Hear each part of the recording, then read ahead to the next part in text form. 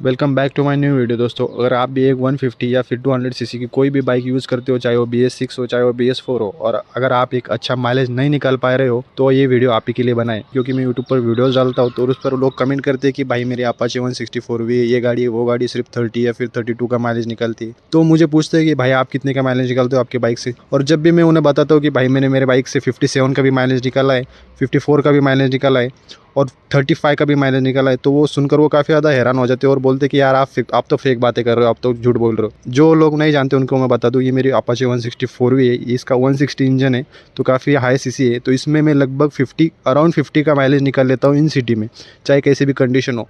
तो मैं आज आपको बताने वाला हूँ कि इतना माइलेज मैं किस तरीके से निकालता हूँ और आप भी किस तरीके से आपका बाइक का माइलेज इंक्रीज़ कर सकते हो 4 से 5 किलोमीटर इन चीज़ों को अप्लाई करके।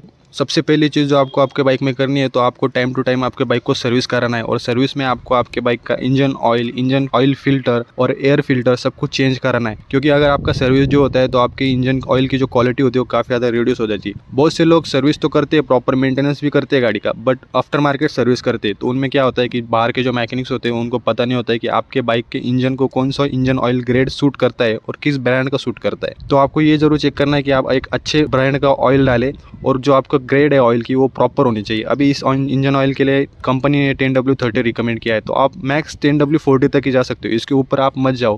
क्योंकि जो बाहर के जो मैकेनिक्स होते हैं वो आपके बाइक में कुछ भी डाल देते हो। और ऑयल्स में भी बहुत सारे टाइप्स आते हैं, जैसे कि सेमी सिंथेटिक, फुल्ली सिंथेटिक। तो इस इंजन में फुल्ली सिंथेटिक ऑयल यूज़ होता है। तो इंजन ऑयल एक मेजर रोल प्ले करता है आपके इंजन के माइलेज पर। सेकंड चीज़ जो आती है वो है आपका बाइक का टायर प्रेशर। अभी ये जो टायर आप देख रहे हो, मैंने इसमें 140 सेगमेंट का टायर डाला था। ये मेरा पर्सनल इशू है, इसकी वजह से मेरा लगभग 2 से 3 किलोमीटर माइलेज घट चुका है। क्योंकि स्टॉक टायर की जो साइज़ थी वो 130 सेगमेंट की थी, बट वो मेरा प्रॉब्लम हो गया। उसके बाद में मैं आपको बताना ये चाहता हूँ कि आपका जो बाइक का टायर प्रेशर होता है ये अच्छे से मेंटेन करो। क्योंकि अगर आपका बाइक का टायर प्रेशर कम है तो आपको काफ़ी ज़्यादा प्रॉब्लम होगी, आपका माइलेज जो है कम हो जाएगा और आपको जो है इंजन पर स्ट्रेस जो है वो फील होने लगेगा। अगर आपको जानना है कि आपका बाइक का एग्जैक्ट एयर प्रेशर क्या होना चाहिए, तो बाइक वालों ने कंपनी की तरफ से हमें पहले ही गाइड्स आती है, तो आप एक बार चेक कर लेना। जब इधर के साइड में आप देखोगे तो आपको पता चल जाएगा कि यहाँ पर लिखा होता है विथ पिलियन क्या प्रेशर होना चाहिए, पिछले टायर का क्या होना चाहिए, फ्रंट के टायर का क्या होना चाहिए, सब कुछ आपको इस पर लिखा होता है। तो इसी पॉइंट पर आपको हवा फील करनी है आपके बाइक के टायर में। इसकी वजह से आपका मतलब जो है वो आपकी राइड भी स्मूथ होगी और आपके इंजन पर भी कम स्ट्रेस आएगा। थर्ड पॉइंट जो आता है, सबसे इंपॉर्टेंट पॉइंट है। अभी क्या होता है, हमारे जो स्टॉक गाड़ी होती है उनमें आपको एक स्पार्क प्लग देखने को मिलता है। स्पार्क प्लग कुछ कुछ बाइक्स में एक होता है, कुछ कुछ बाइक्स में 2 होते हैं। बजाज की बाइक्स में अक्सर 2 देखने को मिलते हैं। तो यूजुअली स्पार्क प्लग 2 होते हैं, वो हर 12,000 किलोमीटर पर चेंज होते हैं सर्विस सेंटर में, अगर आप सर्विस कराने जाओ तो। बट जो स्पार्क प्लग हमारे स्टॉक बाइक में यूज़ होते हैं वो एकदम कॉपर के होते हैं और एकदम सिंपल होते हैं। उसमें मतलब इतना उनका जो करंट फ्लो होता है इतना स्टेबल नहीं होता है और ज़्यादा दिन तक वो रिलायबल नहीं होते। तो अगर आपको एक अच्छा स्पार्क प्लग चाहिए तो इरिडियम स्पार्क प्लग नाम का एक स्पार्क प्लग आता है, जो कि स्पोर्ट बाइक्स में यूज़ किया जाता है। उसकी कीमत लगभग आपको 800 से 1000 रुपये देखने को मिलती है, बट वो एक स्पार्क प्लग आपको 60,000 किलोमीटर तक जाता है। इमेजिन करो, ये इस स्पार्क प्लग को मुझे 60,000 किलोमीटर में 5 से 6 बार बदलना पड़ेगा, बट वही इरिडियम स्पार्क प्लग में लगभग 60,000 किलोमीटर तक एक ही बार में यूज़ कर सकता हूँ। तो इरिडियम स्पार्क प्लग की जो लाइफ रेंज वो काफ़ी ज़्यादा है। और मैं लाइफ रेंज की वजह से आपको नहीं बता रहा हूँ, क्योंकि इरिडियम स्पार्क प्लग ऐसा स्पार्क प्लग है जिसमें आपको करंट फ्लो काफ़ी ज़्यादा स्टेबल मिलता है। काफ़ी ज़्यादा बाइक आपका जो पिकअप है सब कुछ है वो आपका स्पार्क प्लग पर डिपेंड होती है। तो इरिडियम स्पार्क प्लग में अच्छे क्वालिटी का करंट फ्लो होने की वजह से रॉनेस फील होती है और आपको झट से पिकअप मिलता है आपके बाइक में। तो अगर आप एक स्पार्क प्लग अपग्रेड करना चाहते हो आपके बाइक का, तो इरिडियम स्पार्क प्लग पर जरूर जाओ, क्योंकि उसका जो रिजल्ट है वो काफ़ी ज़्यादा बढ़िया है। बाकी फोर्थ जो पॉइंट है वो है आपके बाइक का एयर फिल्टर। तो ऑलमोस्ट 10 से 12,000 किलोमीटर पर आपके बाइक का एयर फिल्टर चेंज किया जाता है सर्विस सेंटर की तरफ से। बट अगर आप ज़्यादा ही डस्ट एरिया में आपके बाइक को चला रहे हो तो जो गंदगी होती है वो ज़्यादा अमाउंट में आपके एयर फिल्टर में स्टोर हो जाती है। एयर फिल्टर एक ऐसी चीज़ है, अगर आप मान लो आपके बॉडी का अगर नाक बंद हो जाए, आपका नोज से अगर आप सांस लेना बंद कर दो तो आपको कितनी ज़्यादा तकलीफ हो जाएगी। तो उसी तरीके का एयर फिल्टर काम करता है।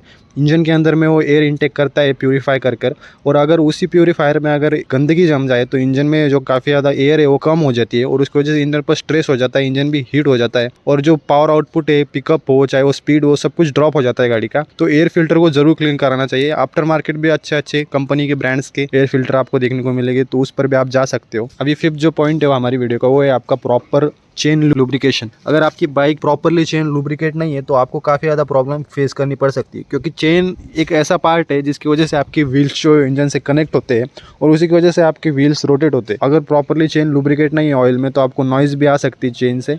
और अगर आप प्रॉपर मेंटेनेंस करते हो चेन का तो आपको मतलब जो स्मूथनेस फील होने लग जाएगी, क्योंकि चेन का स्मूथ होना काफ़ी ज़्यादा इंपॉर्टेंट है और इससे आपकी बाइक की स्पीड भी काफ़ी हद तक बढ़ जाती है और स्मूथनेस भी आपको फील होती है।